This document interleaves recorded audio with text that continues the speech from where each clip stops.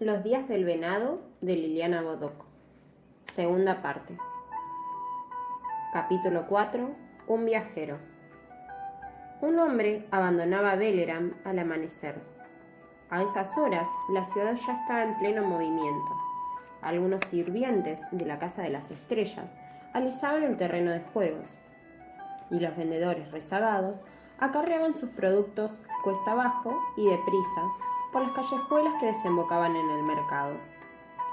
Los sabrosos olores de los puestos de comida saturaban el aire. En uno de ellos, el hombre se detuvo a comprar una tortilla envuelta en hojas. Olía especialmente bien y le costó unas pocas semillas de abacal. Aquella pausa prematura no estaba contemplado en el riguroso itinerario que los supremos astrónomos le habían trazado, pero cuántas veces el recuerdo de ese sabor le devolvería la entereza para seguir el camino. Muchas personas los conocían en Belleram, y varias de ellas los saludaron al pasar. Su equipaje decía a las claras que salía de viaje. El hombre dejó la Casa de las Estrellas con la mitad, y menos, de lo que atesoraba cuando llegó. Una bolsa repleta de objetos insólitos, además de los muchos que llevaba encima.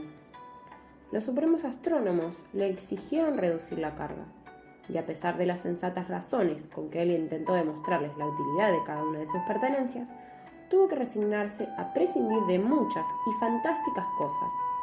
«Recuérdanme que las reclame en mi regreso», se fue protestando. Su equipaje, por menguado que estuviese, era suficiente para delatar el viaje. Sin embargo, ninguno de los muchos que lo vieron pasar se ocupó de averiguar la causa ni el rumbo. Ir y volver era lo que él siempre hacía. La primera parte del viaje fue desandar lo que pocos días atrás había andado. Atravesó la plaza y el terreno de juegos, bajó por la calle del mercado, dejó atrás el naranjal y las primeras poblaciones. «Adiós, Belleram», dijo sin volverse a mirar. «Aprovecharé el largo camino para hacerte una canción». Pasó el puente que cruzaba sobre el río y siguió hasta Amarilla del Cien Pies. De Amarilla del Cien Pies caminó hasta los montes ceremoniales. Los atravesó por un atajo difícil. Y entonces sí, elogió el paisaje con toda su voz. «He llegado al valle más hermoso del mundo». 13 veces 7.000 pájaros, así se llamaba el sitio. Perfumado como pocos, musical como ninguno, de los muchos que me ha tocado oír. El viajero hubiera querido demorarse allí algunos cuantos días, pero sabía que no era posible. Continuó su marcha en dirección al mar, y un buen día se halló descendiendo las dunas de arena. Los astrónomos le habían ordenado que aguardase en la orilla la llegada de las mujeres peces, y las mujeres peces vinieron al atardecer. Traían una pequeña embarcación que dejaron cerca de la costa, donde el viajero pudo alcanzarla sin dificultad. El viento venía con ellas, por eso el cabello les revoloteaba delante. Después les revoloteaba las espaldas, cuando se volvieron en dirección al atardecer, y el viento no. La barca no se diferenciaba en nada de la que cualquier citazajay podía construir con algunos haces de totora y unos pocos secretos. Dentro de la barca había un par de remos y una generosa ración de víveres. El sol alumbró de nuevo, y aunque el aire se había aquietado, el hombre citazajay se dispuso a zarpar. «Adiós, mi comarca aislada. Estaré tan lejos de tus estrellas como nunca antes lo estuve».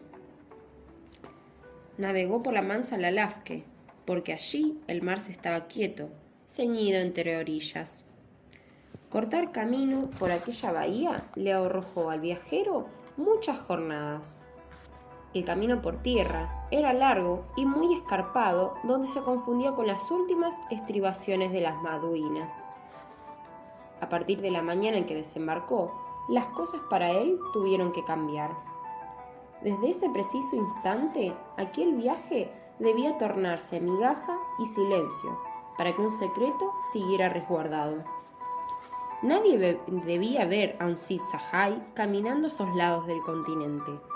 Por eso el viajero agradeció a la barca que lo había transportado, y luego la destruyó hasta las huellas. Cualquiera que quisiese llegar a los confines por el norte se veía obligado a atravesar el país de los pastores del desierto. Los astrónomos le indicaron caminar sin perder la orilla del Lalafque. De esa forma evitaría ser visto, porque los pastores jamás se acercaban al mar. Por supuesto que así lo hice. Caminé sobre el trazo de los astrónomos y hasta donde sé, no me vieron ojos humanos. Dijo después en cada ocasión que narró el viaje. No una, sino muchas veces. Dijo ojos humanos porque desde que pisó la tierra sin sombra, un águila lo anduvo rondando. A veces desaparecía. En una ocasión lo hizo durante toda una jornada, pero siempre regresaba. El hombre se alegraba de verla nuevamente, volando alto sobre su cabeza. Me alegraba como al ver la propia casa, cuando uno vuelve bajo los relámpagos. Y claro que tenía motivos para la alegría.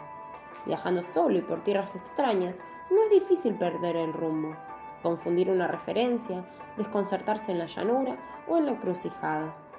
Siempre que eso sucedía, el ave bajaba graznando, y con su vuelo, ida y vuelta entre un viajero desconcertado y el camino certero, indicaba por dónde caminar. Además, el águila acostumbraba a traer en su pico unas hojas carnosas, llenas de jugo reconfortante, que aumentaron la reducida provisión de agua, que únicamente podía renovarse en los pocos oasis cercanos a la costa. Así anduvieron interminables jornadas, ella por el cielo, yo por el arenal, y nunca al revés. Aquel desierto parecía no tener fin, días de penoso calor y noches heladas. Días y noches, noches y días, y el paisaje siempre idéntico. De tanto en tanto, el que andaba solo por el desierto tiraba un guijarro delante de sí para convencerse de que estaba avanzando. Has alcanzado el guijarro que tiraste.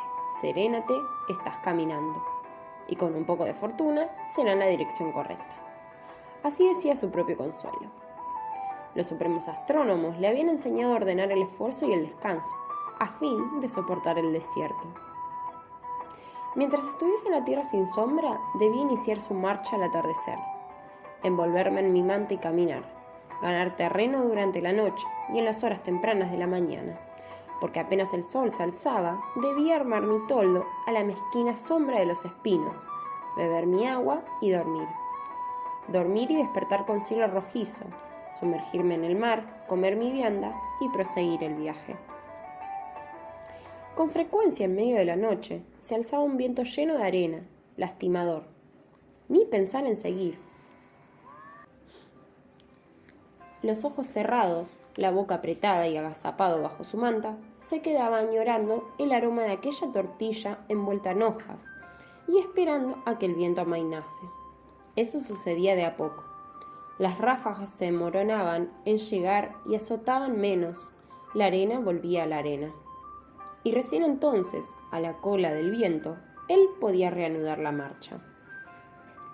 Extraño país es la tierra sin sombra, donde el mar y el desierto se encuentran en la costa y no se sabe cuál muere y cuál mata.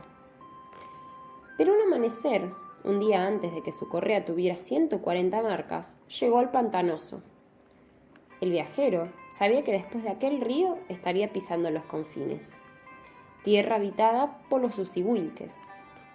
El aire se sentía diferente y la vegetación empezaba a aparecer en manchones dispersos.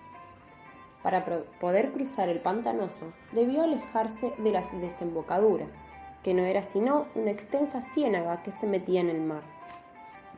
De haber seguido por allí, seguramente el lodo se lo hubiera tragado.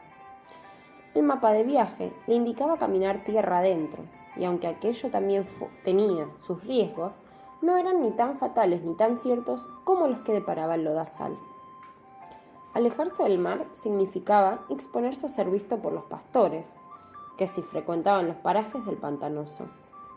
Los hombres del desierto llevaban sus animales hasta allí para que bebieran y pastaran, o bien atravesaban el río para comerciar en los confines. Los lamellos eran muy apreciados en algunas aldeas usihuilques, y los pastores los dejaban a cambio de harina, hierbas medicinales y otros de los tantos bienes que no podían obtener en sus oasis. Como fuera, las posibilidades de ser descubierto se acrecentaban utilizando el mismo puente porque los pastores iban y venían con sus mercancías. El viajero recién iniciaba el cruce, cuando el águila se puso a graznar insistentemente, volando a su alrededor. ¿Qué estaba tratando de decirle? Esta vez no podía haber equivocado el rumbo.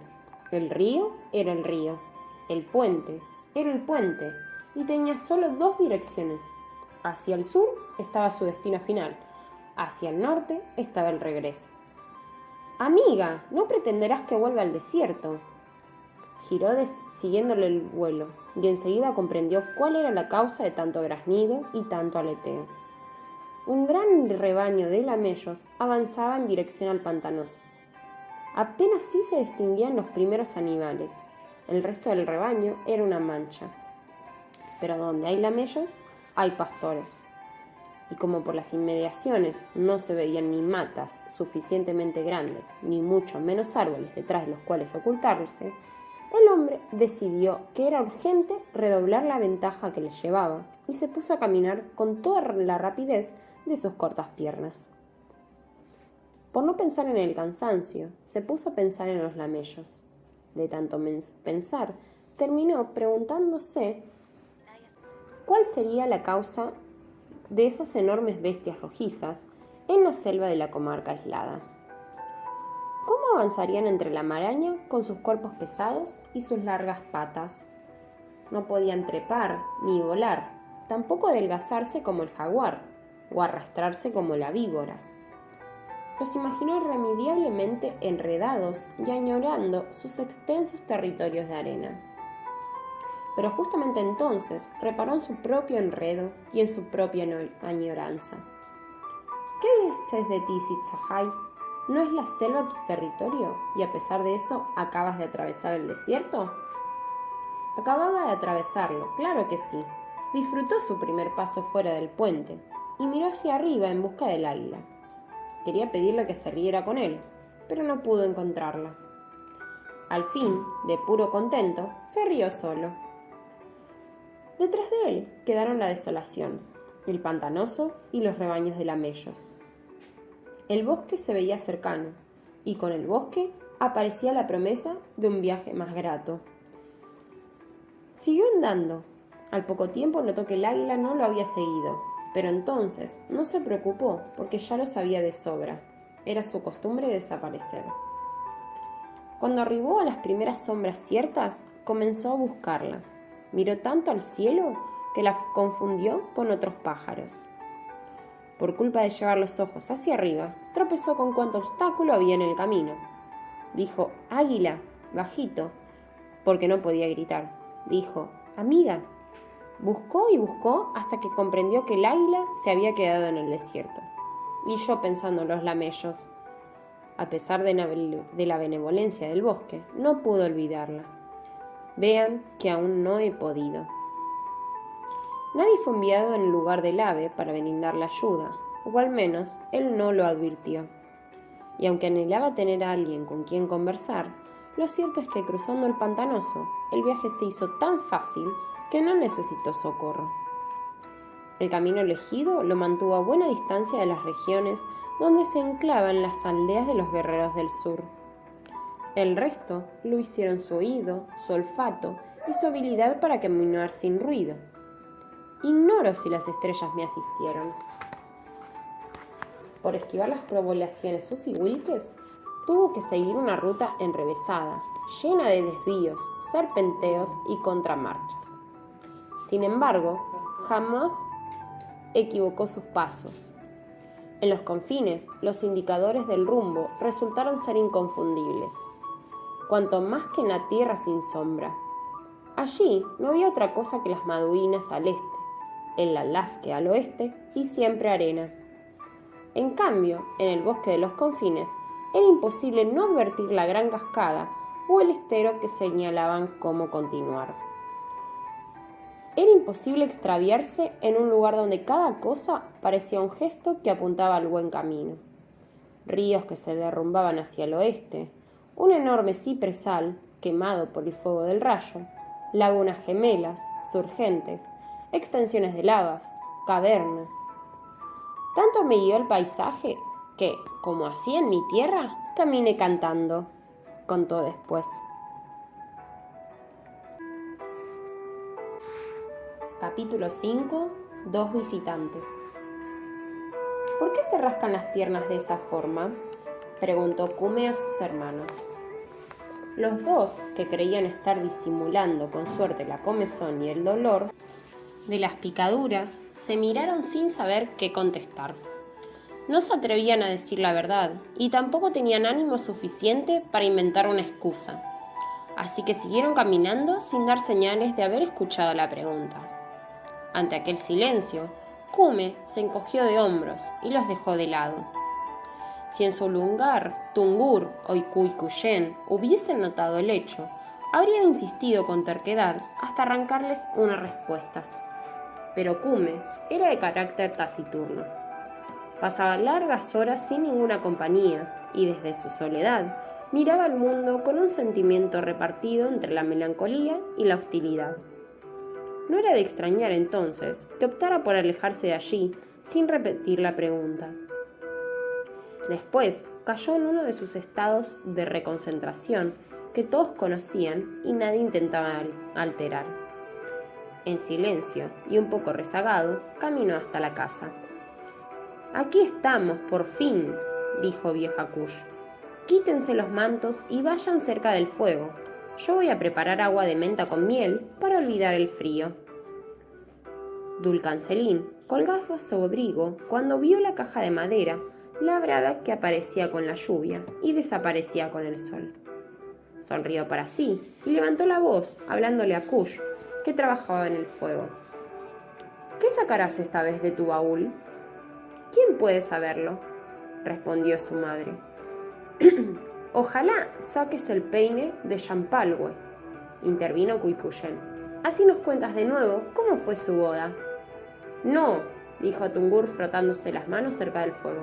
«Mejor que saque la piedra roja del volcán, para que nos cuente del día en que se abrió la tierra y los lagos tenían burbujas de calor». «Sea lo que sea, les contaré una historia».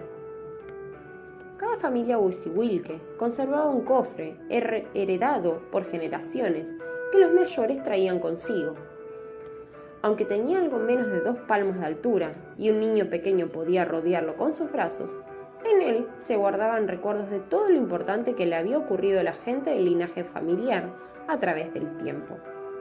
Cuando llegaban las noches de contar historias, volteaban el cofre haciéndolo dar 4 tumbos completos, primero hacia adelante, después hacia atrás y finalmente hacia cada costado.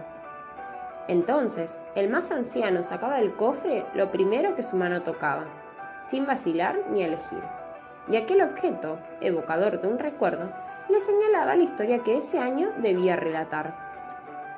A veces se trataba de hechos que no habían presenciado, porque eran mucho más viejos que ellos mismos. Sin embargo, lo narraban con la nitidez del que estuvo allí. Y de la misma forma, se grababa en la memoria de quienes tendrían que contarlo años después. Los Usiwilkes decían que la gran sabiduría guiaba la mano del anciano, para que su voz trajera desde la memoria aquello que era necesario. Algunas historias se repetían incansablemente. Algunas se relataban por única vez en el paso de una generación, y otras, quizás, nunca serían contadas. «Pienso en las viejas historias que quedaron para siempre dentro del cofre», dijo Tungur. «Si nadie las contó, nadie las oyó, y si nadie las oyó, nadie las recuerda», completó Kush, que llegaba con su vasija cargada de menta dulce. «Siempre repites lo mismo y me obligas a repetir a mí. Tantas veces te lo he dicho. Cuando algo ciertamente grande ocurre, suelen ser muchos los ojos que lo están viendo, y muchas las lenguas que saldrán a contarlo. Entonces, recuerda esto. Las viejas historias que jamás se cuenten alrededor de un fuego, alrededor de otros se contarán, y los recuerdos que un linaje ha perdido viven en las casas de otro linaje». Kush arrastró una alfombra de cuero para sentarse junto al calor. Durante un momento, todos permanecieron callados. Luego, Dulcancelín habló. Tungur, piensa en las historias del cofre, y yo pienso en Cupuca. Huilquilén y Piuquemán se sobresaltaron al oír el nombre del brujo. Me pregunto por qué no estuvo con nosotros, continuó diciendo Dulcancelín. ¿Qué pudo ser más importante que la reunión del valle? Muchas son las cosas que han pasado, dijo Kush, decidida a comunicar su incertidumbre. Demasiadas para no verlas. El extraño comportamiento de los lulus, los tambores del bosque, la pluma de Oropéndola y la ausencia de Cupuca son hilos del mismo telar. Dulcancelín miró a sus 5 hijos. Por su cabeza pasó el sueño de la noche anterior. Vieja Kush, aquí tengo otro hilo de la trama de tu telar, pensó. Un silencio más prolongado que el anterior los dejó solos con sus pensamientos. Cuicuyén pensaba en su madre, Tungur en el anuncio de la Oropéndola, Cume pensaba en Cume, Dulcancelín pensaba en los Usihuilques y Kush en los primeros padres de su linaje. Piuquemán pensaba en Cupuca y Huilquilén dormía, hasta que llamaron a la puerta con un golpe fuerte y seco. «¡Es Cupuca!», dijo Kush asombrada. «¡Es Cupuca!», repitieron los demás en un susurro. La manera de golpear la puerta no dejaba lugar a dudas. Con unos pocos largos pasos, Dulcancelín atravesó la habitación, quitó la tranca de la puerta y dejó entrar al brujo de la tierra. Toda la familia se había puesto de pie para recibirlo, todos menos Huilquilén. La pequeña, convencida de que Cupuca venía a recriminarles la desobediencia, se ocultó detrás de la pila de mantas. Nadie notó el movimiento, y Huilquilén se quedó allí, ovillada en su miedo. Cupuca puso a un lado el morral y el bastón. Estaba visiblemente cansado, con un cansancio viejo que cerraba más de lo habitual sus ojos alargados. «Te saludo, hermano Dulcancelín», dijo Cupuca, respetando el saludo usihuilque, «y pido consentimiento para permanecer en tu país». «Te saludo, hermano Cupuca, y te doy mi consentimiento. Nosotros estamos felices de verte erguido, y agradecemos al camino que te trajo hasta aquí. Sabiduría y fortaleza para ti y los tuyos. Que el deseo vuelva sobre ti multiplicado». Ya estaba dispuesto el mejor cuero para que el brujo se sentara. Kush salía para traerle pan de maíz, pero Cupuca adivinó su intención y la detuvo.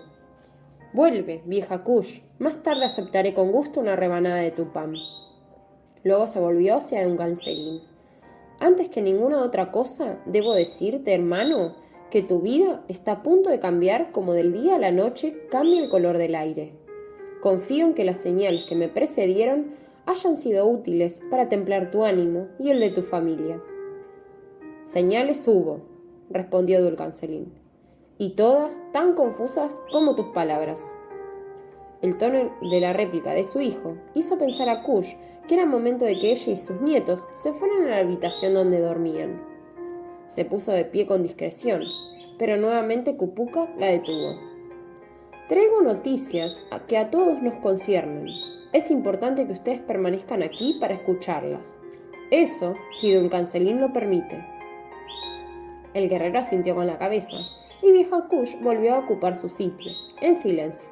«Bueno», dijo Dulcancelín, «escuchamos las noticias que traes». El brujo de la tierra sacó un tallo oscuro de adentro de una alforja que colgaba de su cinto, y estuvo mordiéndolo durante un rato. Su largo cabello blanco, atado con un cordel, dejaba al descubierto un rostro delgado donde se confundían los inicios del tiempo. Las arrugas revelaban el larguísimo tiempo vivido, pero en sus ojos ardía la misma luz que desde los ojos de los guerreros jóvenes alumbraba el campo de batalla.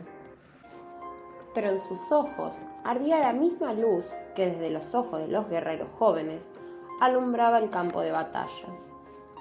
Un hombre camina por el bosque en dirección a esta casa. Está muy cerca, ya casi llega. El hombre es un Zitzahai y ha sido enviado por su pueblo como mensajero y guía. Dulcancelín levantó la mano solicitándole a Cupuca la palabra. «Espera un momento, Dulcancelín», dijo el brujo de la tierra intentando apaciguar la ansiedad del guerrero. Tengo lo que tengo, brumas y vaguedades, muchas dudas y poca claridad sobre lo que vengo a decir. Ganaremos tiempo si me permites hacerlo sin interrupción. Luego podrás preguntar cuanto quieras, aunque créeme, muy poco seré capaz de responder. Posiblemente el mensajero que está a punto de llegar pueda hacerlo por mí.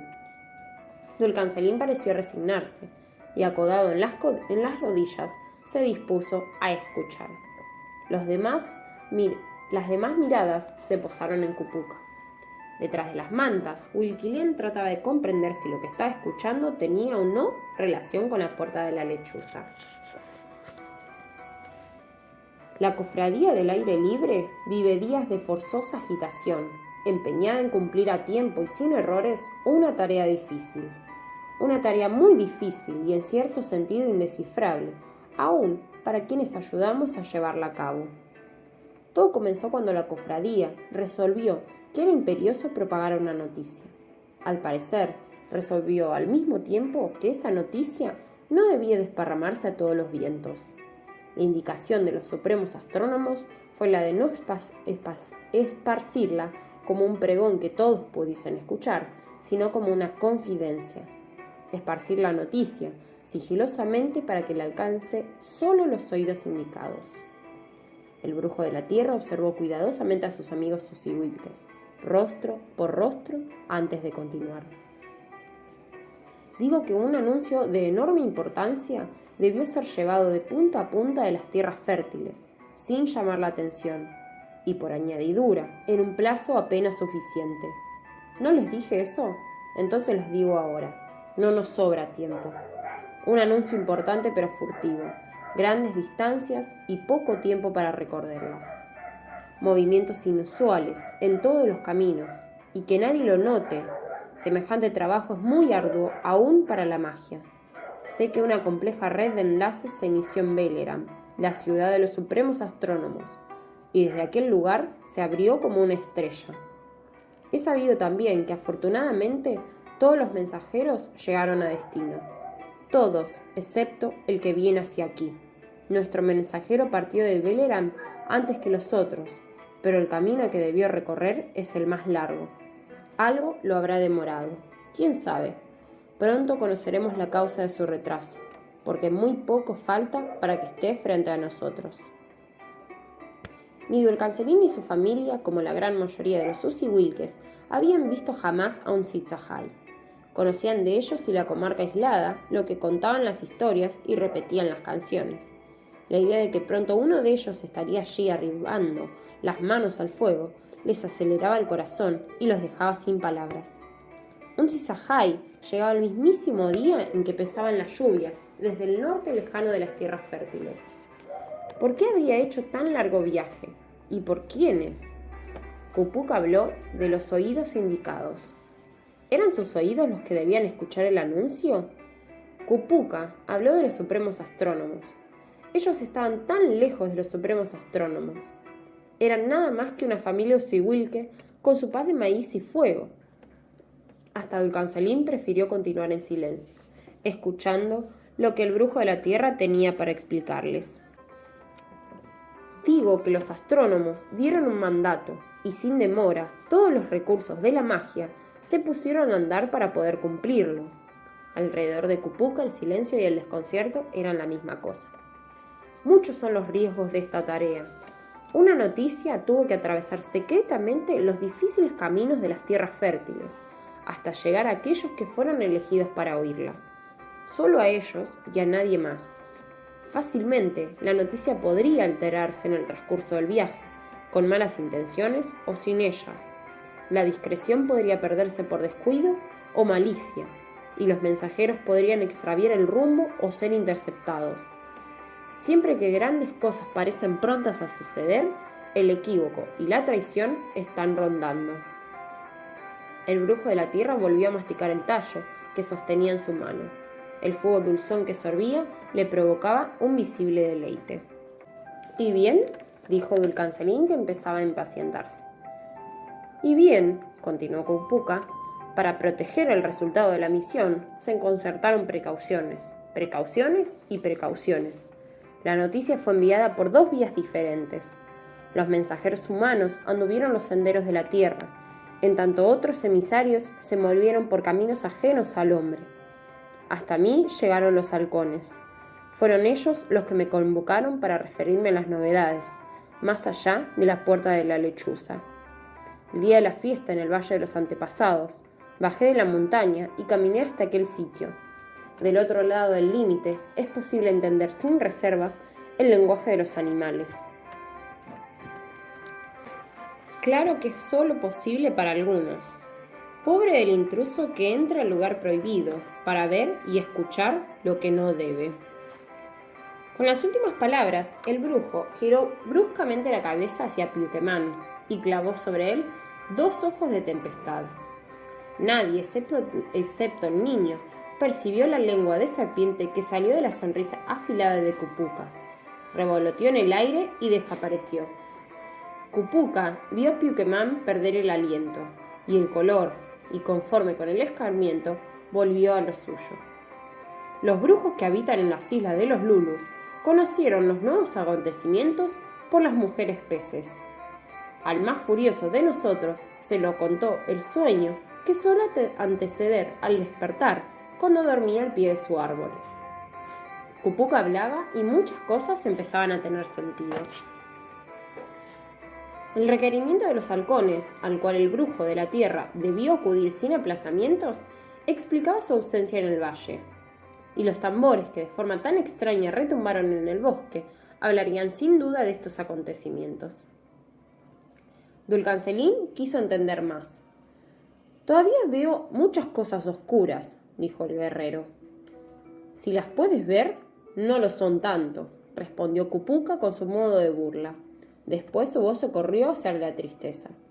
«Oscuras, en verdad oscuras, son aquellas cosas que las que tendrás que tropezar para saber que existen. Pero adelante, puedes preguntar». El guerrero mordió una protesta. Los acertijos de Cupuca lo ponían, ese día, de mal humor. «Respóndeme esto», dijo. «¿Por qué se designaron mensajeros humanos? Tú hablaste de otros mensajeros. ¿Acaso ellos no son más confiables? ¿No son sus lenguas más veraces que las del hombre?» «Más veraces tal vez, pero menos sutiles», contestó Cupuca.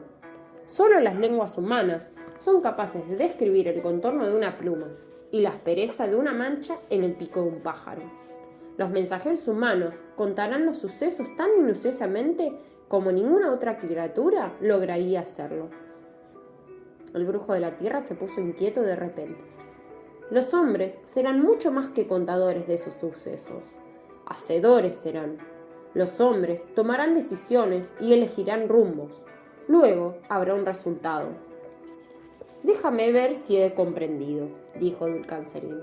«Los supremos astrónomos escogieron algunos pocos oídos de un lado y otro de las tierras fértiles para enterarlos de grandes cosas que acontecen o que acontecerán.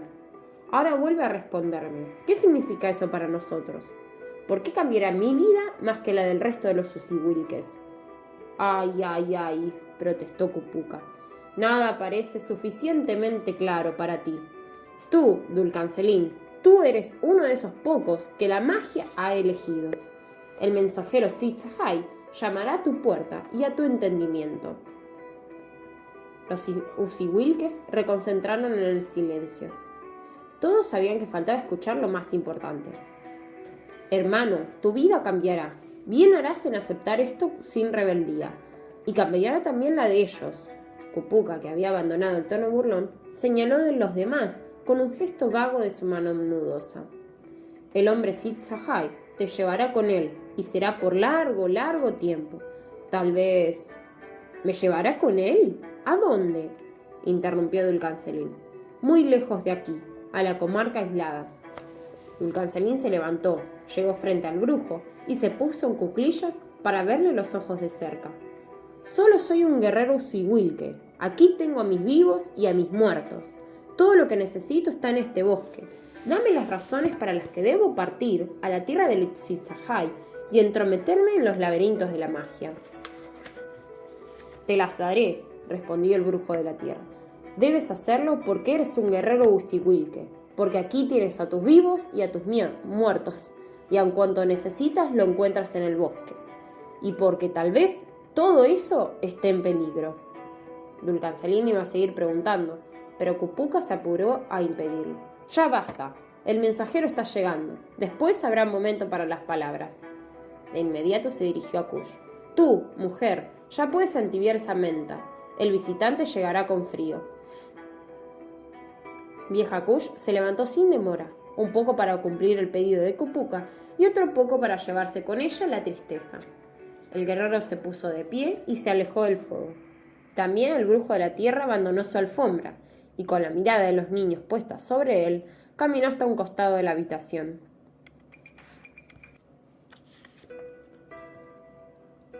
Huilquilem vio pasar al brujo muy cerca de su escondite y se puso a tiritar como afuera tiritaba el follaje. Cupuca, sin embargo, no parecía adivinar su presencia. Lentamente desanudó el morral. Muchas cosas debía guardar en él, a juzgar por lo difícil que le resultó encontrar lo que buscaba. Finalmente, extrajo un pote de arcilla del tamaño de una nuez, que sujeto entre 2 dedos les mostró a todos. Kush lo interrogó con la mirada. «Esto es para los niños», respondió Cupuca a la muda pregunta de la anciana. «Les aliviará, si así era falta, la comezón de ciertas picaduras». El brujo de la tierra levantó su rostro hacia el techo y rió con una carcajada sonora que resultó incomprensible para la mayoría de los presentes. «Aquí está, por fin ha llegado», dijo Cupuca sin dejar de reír. El visitante llamó tamborileando la puerta con sus dedos. Cuando Dulcancelín abrió, tuvo que bajar la vista para ver de quién se trataba. Desde abajo, un hombre que tenía estatura de niño lo saludó con una sonrisa de luna creciente, colgada de sus grandes orejas. El breve plazo que tardó Dulcancelín en reaccionar, abrumado por la extravagante aparición, fue muy valioso para el recién llegado, que rápidamente se introdujo en la casa por un espacio al costado del guerrero. En 2 saltos, el visitante se ubicó en el centro de la habitación. Dulcancelín giró en su lugar, dispuesto a increpar duramente aquella entrada descomedida. Pero el pequeño hombre habló antes. «Cucú es mi nombre. Mi país es la comarca aislada. Allí vi por primera vez la luz del sol. Voy de un lado a otro lado, haciendo prodigiosos malabares y recitando hazañas. Tengo oficio de artista ambulante. Es lo mejor que sé hacer. A mi pesar, me designaron mensajero, y aún así no lo he hecho nada mal. Quizás me retrasé un poco, muy poco, una miga de tiempo, pero estoy aquí, arribé al destino de mi duro viaje, y eso es lo importante. Hermanos, Cucú los saluda». El interminable palabrerío fue dicho a gran velocidad, con una voz algo chillona y exageradamente alta para el lugar en el que se encontraban. El Cisajay compuso su presentación valiéndose de ademanes, exclamaciones y reverencias, como un histrión frente a la muchedumbre. Cuando terminó, todos parecían contentos de que Cucú estuviese entre ellos. Bueno, casi todos. Capítulo 6. Una conversación importante. «¿Qué es esto?», dijo Dulcancelín sin disimular su irritación. «Él se ha presentado ya», le contestó Cupuca. «No creo poder agregar ninguna otra cosa. Yo no escuché de boca de este hombre nada más que una cháchara vanidosa». Dulcancelín avanzó hacia el Cisajay y señalándolo con el dedo. «¿Quién necesita oír en este momento el elogio de tus dotes de artista?». Cucú miró a su alrededor para evaluar la aprobación del resto del auditorio. Ellos no parecen pensar lo mismo. Aunque sus maneras iban adecuándose a la situación, mantenía un lustre que los alejaba del acento cotidiano. «Tú debes ser Dulcancelín, hermano Siwilke, tienes un bello nombre, bello y sonoro. ¿Acuerdas conmigo en que es demasiado largo? Si me lo permitieras, te llamaré Dulc. No sé cómo conoces mi nombre, yo hubiera debido decírtelo, pero tú desairaste la ceremonia del recibimiento. Sin embargo, tienes razón en algo. Me llamo Dulcancelín, y nunca me nombres de otra forma». Pensando a lo mejor, Dulcancelín tiene la expresión apropiada, observó Cucú. Dulk no está bien. Suena como el graznido de un ave. Dulk, Dulk.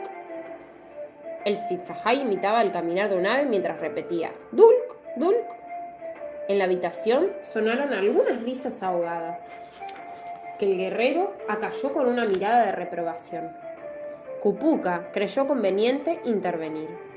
Ayudemos a nuestro huésped a reponerse de su cansancio. Tú, Kuikuyen, sírvele un tazón de menta. Y cuida que esté humeante. Kush y su nieta mayor dispusieron lo necesario para que Kukub estuviese cómodo. Luego de solicitar permiso, la anciana tomó su bolsa de viaje y la puso cerca del morral de Kupuka. Kuikuyen se hizo cargo de la capa y del bastón. Jamás había visto a la niña nada igual. La piel de jaguar de la que estaba hecho el abrigo y los jades que adornaban el bastón la dejaron detenida, observando ambas cosas minuciosamente. Vieja Kush pensó que tanta curiosidad podía molestar al visitante y se apresuró a despabilar a la niña. «Vamos, hija, date prisa y sirve esa menta que te pidieron». Sentado al calor, Kukub sorbió golosamente la menta que Kuikuyen le había traído y devoró la porción de pan. ¡Un festín! Regocijo para el caminante hambriento. La conducta de Kukub, el tono de su voz, su atuendo, la forma en que gesticulaba, todo era desmesurado y extravagante. Si se lo comparaba con la natural austeridad de los Usiwilkes.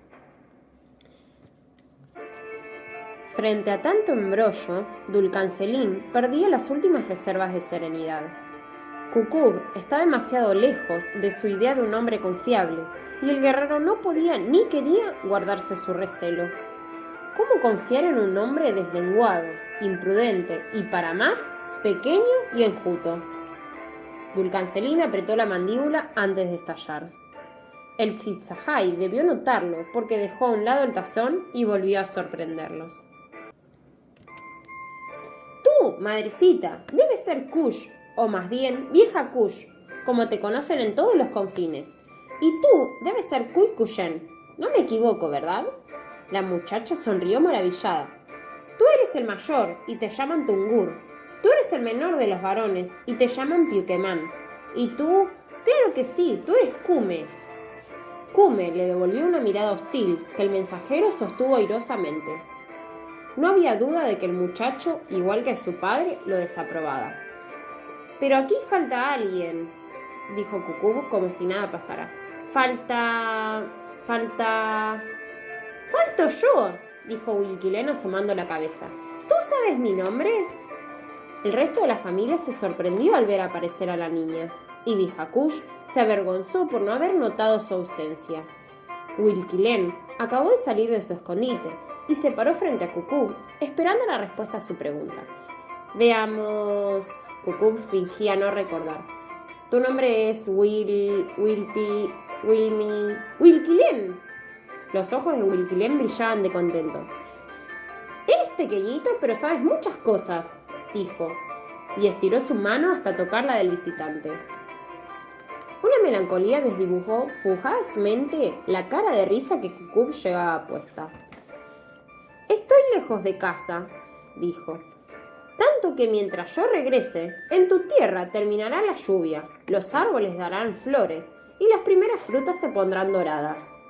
Créeme, cuando la distancia que te separa de tu propia hamaca puede medirse en cosechas, la mano de un amigo es buen consuelo. Creo que es tiempo de ocuparse de lo que te ha traído hasta aquí, propuso el cancelín. Ahora sí, hermana Kush, intervino Kupuka. Ahora debo reclamarte que nos dejes solos. Kush y sus 5 nietos se dispusieron a salir de aquella habitación, pero antes de hacerlo, Kush volvió un poco sobre sus pasos. Un sonido gutural, acompañado de un rápido movimiento de la lengua, salió de la boca de la anciana. El entusiasmo fue general. Los niños giraron en ronda alrededor del Kush. Dulcancelín y Kupuka festejaron con una franca carcajada. De nuevo has ganado, madre, dijo el guerrero. Suerte para ti. Kukub no comprendía en absoluto qué era lo que estaba pasando. Mírate, hombre Chitzahai, has quedado pasmado, exclamó Kupuka. Sucede aquí que Vieja Kush acaba de anunciarnos, con el grito del agua, que escuchó caer la lluvia antes que nadie en esta casa. Eso le otorga un derecho que podrá hacer valer cuando lo considere indispensable. ¿Un derecho? Explícamelo mejor, pidió Cucú. Desde este momento y hasta el comienzo de la próxima temporada de lluvias, ella puede por una vez imponer su voluntad. Así es la costumbre usihuilque. El que primero escuche la lluvia tendrá la facultad de decidir en caso de desacuerdo y siempre que lo disponga su entendimiento. Nada importa que no se trate del jefe de la familia, como acabas de verlo. ¿Dijiste siempre que lo disponga su entendimiento? ¿Eso significa que pueden decidir no utilizar su privilegio?, preguntó Cucú. Ciertamente, eso ocurre con frecuencia, Kupuka interrogó a la anciana. ¿No es verdad, Vieja Kush, que nunca has utilizado lo que nuestro visitante llama tu privilegio? Nunca, respondió Kush mientras partía con sus nietos. Nunca. Y eso está muy bien. La mirada de Cucú se iluminó con un brillo especial. Quítame la última duda, pidió. ¿Cómo saber que verdaderamente escuchó caer la lluvia quien dice haberla escuchado? Chitzahai, qué mal conoces a los usihuilques. El tono de Kupuka no fue cordial. Cucú se revolvió en su alfombra y murmuró una disculpa. Para entonces, la lluvia se descargaba feroz en los confines. Los tres se quedaron solos en la habitación. Un usihuilque, un Chitzahai y un brujo de la tierra sentados frente a frente. El momento de las explicaciones ya no podía postergarse. Encaró el punto sin más rodeos. ¿Qué novedades son esas que traes desde tan lejos? Como veo que no tendré oportunidad de introducir el detalle seductor o la pausa oportuna, ambas cosas son tan estimadas por el artista, diré lo que me enviaron a decir, aparentando carecer de dotes para la buena palabra. Ni Kupuka ni Dulcancelín creyeron del todo lo que Cucú acaba de prometer. Sin embargo, guardaron silencio y esperaron que el Chitzahai continuara. Debo ponerlos al tanto de hechos que ahora mismo están sucediendo. Para eso y algo más, me enviaron en tan largo viaje los supremos astrónomos, dijo Cucú. Tú, Dulcancelín, los desconoces por completo. Tú, Kupuka, conoces algo al respecto, aunque no lo suficiente. Pongan atención. La magia del aire libre conoce con certeza que pronto habrá un viaje desde las tierras antiguas hasta nuestro continente. Se sabe que los extranjeros zarparán en algún lugar de las tierras antiguas y cruzarán el mar Yentru. Hasta aquí los presagios y códices sagrados dicen lo mismo y con claridad. Lo demás son sombras en las estrellas y en los códices. Sombras que no dejan ver el rostro de los que vienen.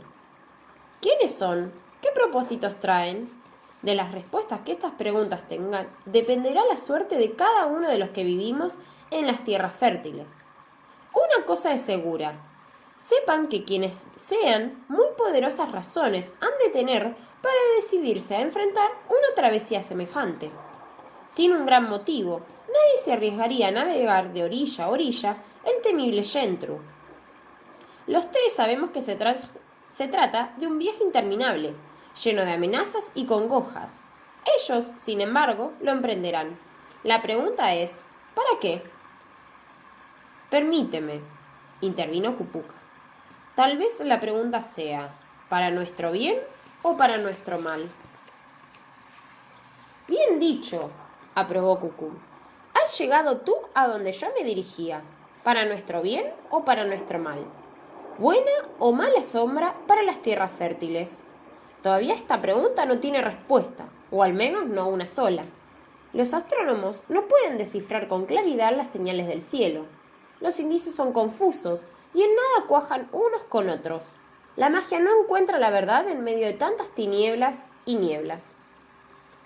Kupuka asintió al oír estas últimas palabras. El brujo de la tierra pensaba en sí mismo. También él sentía su poder debilitado frente a estos nuevos acontecimientos. ¿Y entonces? Preguntó Dulcancelín. Y entonces, respondió Cucú, hay que tomar decisiones. No es sencillo decidir cuando son tantas las incertidumbres y tan poco el tiempo. Los extranjeros zarparán muy pronto. ¿Quién sabe? Tal vez ahora mismo lo estén haciendo. Por eso, los habitantes de las tierras fértiles debemos resolver sin demoras qué hacer y cómo prepararnos para su llegada. Dicen los supremos astrónomos que es necesario concertar una gran alianza. Dicen que es indispensable que nos unamos en los propósitos y en los movimientos, porque dicen, nada de lo que ha ocurrido se asemeja a esto que se aproxima. ¿Y entonces?, preguntó Dulcancelín. Cucú se golpeó las rodillas con ambas manos y sacudió la cabeza en señal de incredulidad. Supongo, le dijo Cupuca, que los guerreros susihuilques no escatiman flechas en la batalla como escatiman palabras en la conversación. Deja ahora los juegos y contesta lo que acaban de preguntarte, pidió Cupuca tratando de evitar la reacción de Dulcancelín. De inmediato, volvió a decir Cucú. La respuesta es simple de suponer y creo que tú, Dulcancelín, conoces un poco al respecto. Posiblemente, replicó el guerrero con los ojos fijos en el Sisahai. Pero si no te entendí mal, viajaste hasta aquí para echar luz sobre lo poco que conocemos. Tú entendiste muy bien, y yo no he olvidado mis obligaciones, dijo Cucú. Apenas estuve discurriendo un poco antes de entrar al corazón del asunto. El corazón del asunto es lo único importante. La voz de Dulcancelín sonó más abrumada que descortés. Cucú se resignó, momentáneamente, a las exigencias de sus oyentes y buscó adaptarse a ellas. Un concilio, de eso se trata, dijo el mensajero. Un concilio que se llevará a cabo en la ciudad de Veleram, exactamente en la Casa de las Estrellas, y al que acudirán representantes de cada uno de los pueblos de las tierras fértiles. Ellos, junto a los supremos astrónomos, intentarán descifrar la verdadera índole de los extranjeros y sus verdaderos propósitos. Pero sea que esto se consiga o no, el concilio deberá resolver lo que debe hacerse. En la Casa de las Estrellas, algunos van a decidir por todos cómo se prepararán las tierras fértiles para recibir a las tierras antiguas. Cucú suspiró. Sabía que se avecinaba lo más difícil. Dulcancelín, a ti te han elegido, entre muchos, para que hables por tu gente en la Casa de las Estrellas. Eres tú quien irá a ese concilio en representación de los susihuilques, y yo debo conducirte hasta allí. Hay en los confines tantos bravos guerreros, hay tantos ancianos prudentes. Sin embargo, yo he sido señalado, dijo Dulcancelín. En verdad, no puedo comprender esto. Cupuca se adelantó a Cucú y tomó la palabra. Hermano, hablas de los trabajos que te aguardan como de un privilegio injustamente otorgado. Supones que muchos otros lo merecen, más que tú, y que lo recibirían gozosos. Escucha con atención y créele a este viejo. Te hemos premiado con una recompensa. Te hemos cargado con un pesado fardo, tan pesado que muy pocos lo soportarían. A partir de este momento, pensarás y obrarás por tu pueblo. Si aciertas, acertarán todos los susihuilques. Si te equivocas, si te equivocas, ¿dirías que esto es un privilegio? Dulcancelín supo que se trataba de una orden incuestionable y comenzó a aceptar su destino. Lo haré, ya que así está dispuesto. El guerrero pensó que era el momento apropiado para aventurar una exigencia. Viajaré hasta la comarca aislada, pero iré sin ningún acompañante. No voy a necesitar al hombre Sisahai en el camino. No voy a necesitar al hombre Sisahai en el camino, replicó Cucú a la manera de Dulcancelín. ¿Qué te parece eso, Cupuca? El guerrero no me necesita. Lo necesitarás, dijo el brujo de la tierra.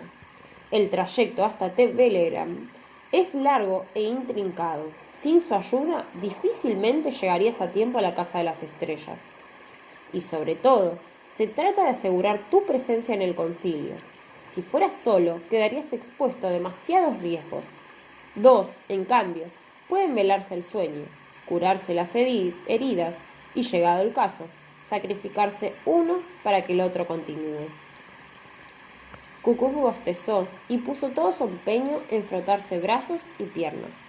En su gesto se mezclaban el cansancio del viaje y la satisfacción por la respuesta que Dulcancelín acababa de recibir. Está todo dicho, exclamó Cupuca. Voy a partir ahora. También a mí me esperan duras jornadas. Ustedes dos cuentan con unos pocos días para preparar el viaje. Que no amanezca por 7ª vez y ustedes sigan aquí. La lluvia será un muro todavía, dijo Dulcancelín. Sin duda, pero deberán hacerle frente. Conoces el bosque mejor que nadie.